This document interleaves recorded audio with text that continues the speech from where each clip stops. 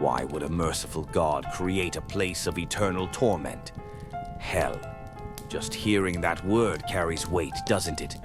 But is the image of hell you have in your mind truly what the Church teaches?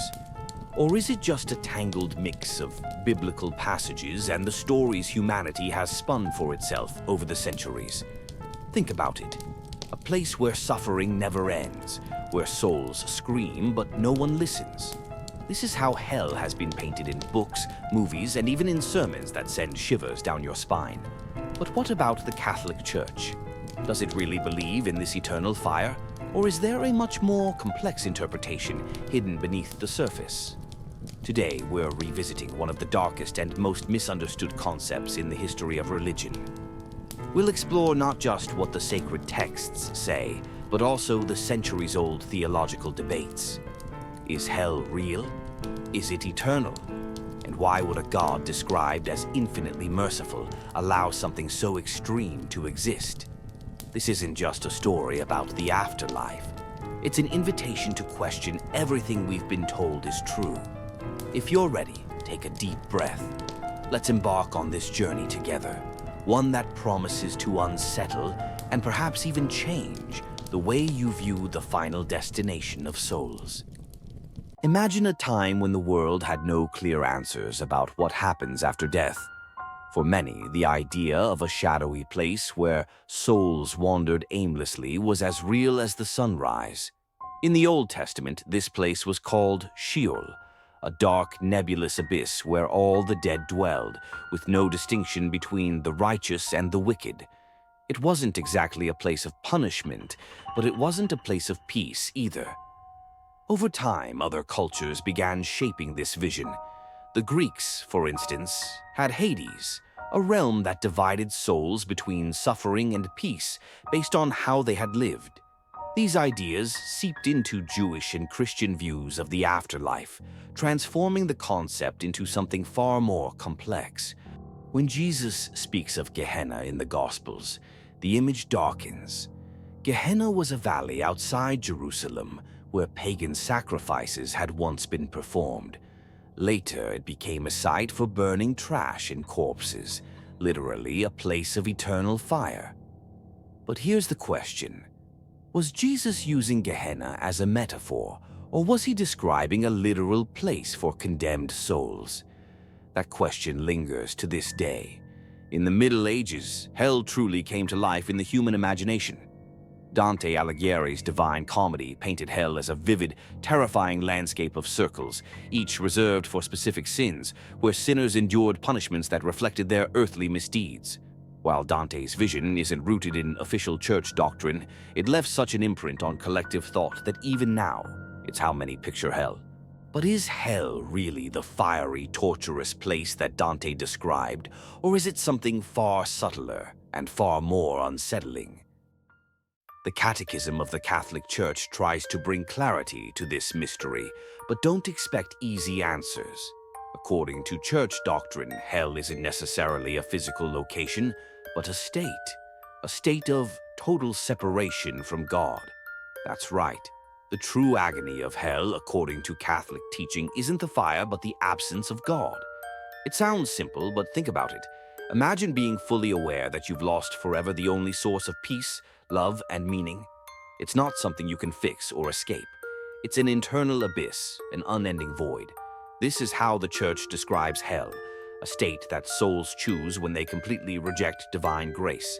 The Catechism mentions eternal fire, but this is often interpreted as symbolic, representing spiritual pain rather than physical suffering.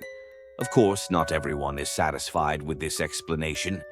Some prefer to envision hell as a literal place, filled with flames and torment. But for the Church, hell is more a reflection of human choices than a punishment imposed by God. Let's dive into the questions that linger in the minds of those who ponder the idea of hell.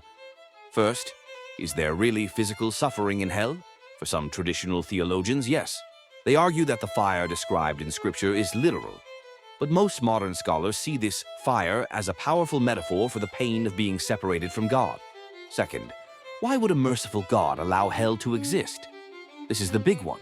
The Church's answer is that God doesn't send anyone to hell. People choose to go there by completely rejecting His grace. Still, this explanation doesn't sit well with everyone. It seems to contradict the idea of a God who forgives all. And third, is hell eternal, or is redemption possible? This is where things get even more intriguing. Official doctrine states that hell is definitive, but theologians like Hans Urs von Balthasar suggest that we should hold out hope that, in the end, everyone will be saved by God's mercy. It's a bold idea, but it remains highly controversial. In recent years, popes have offered reflections on hell that challenge traditional imagery. Benedict XVI described hell as total solitude where God's love is absent. Pope Francis has emphasized that hell isn't a fiery physical place, but a state reflecting selfish choices and disconnection from others. Which raises the question, is hell less about where we're headed and more about what we carry within us? Could hell be experienced in life through the consequences of our actions and decisions? While church doctrine provides solid answers, popular culture continues to complicate the narrative. Movies, books, and even video games often portray hell as a place of flames and demons, distorting theological teachings. It's fascinating, but could this image distract us from understanding the true essence of hell? Perhaps the most important question isn't, what is hell? But what does hell say about us and the choices we make? Hell is more than a place or an idea. It's a mirror, a reflection of our choices, our fears, and perhaps our inability to grasp what it means to be truly separated from the divine. And that's the most unsettling part. It's not just about what lies beyond death, but what we carry within us while we're still here. The Church, with its centuries of tradition, doesn't offer simple answers. There's the Catechism, with its depiction of eternal separation. There are theologians debating whether hell is literal, symbolic, or even escapable. And then there are the popes, who remind us that the essence of hell might lie less in flames and more in the void created by the absence of God. But what's more terrifying? A fire that burns forever without consuming, or the deafening silence of a soul that realizes it has chosen to be apart for eternity? In the end, hell may be less about punishment and more about freedom. A freedom that, when misused, can lead us to places that even faith struggles to explain. The question that lingers is this: where does hell truly begin? Is it in an unknown realm beyond death, or in the daily decisions we make, in the small separations we cultivate from love, faith, and the connections that anchor us to something greater? And you, what do you believe? In the heat of flames or in the chill of emptiness? In metaphor or in reality? Share your thoughts in the comments, because perhaps by sharing, we might uncover something new about this mystery that has haunted humanity for generations. And of course, if you haven't subscribed to the channel yet, now's the time. Here we explore the mysteries woven into history, faith, and perhaps even your own life. See you in the next video where, once again, we'll cross the line between the known and the unknown.